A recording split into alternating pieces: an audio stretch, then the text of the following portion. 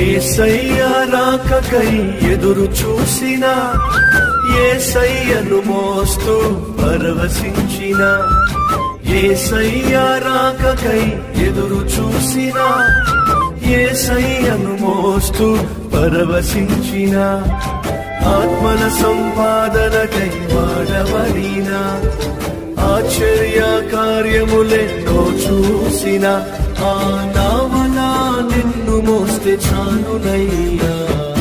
గలిలయ తీరాన చిన్న నావా, యేసయ్య ఏర్పరచుకున్న నావా.